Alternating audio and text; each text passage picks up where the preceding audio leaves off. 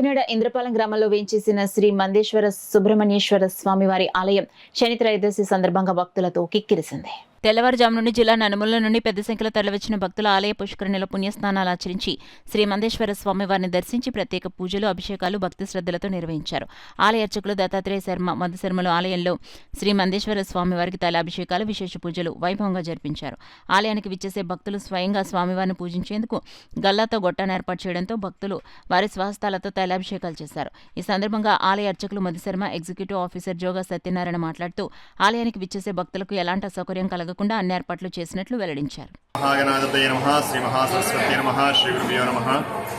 కాకినాడ ఇంద్రపాలెం గ్రామంలో వేంచేసిన శ్రీ పార్వతీ సమేత మందేశ్వర స్వామి వారికి ఈరోజు శని త్రయోదశి మహాపర్వదినం పురస్కరించుకొని వేకుజాము నుండి కూడా విశేషంగా తైలాభిషేకములు జరిగాయి.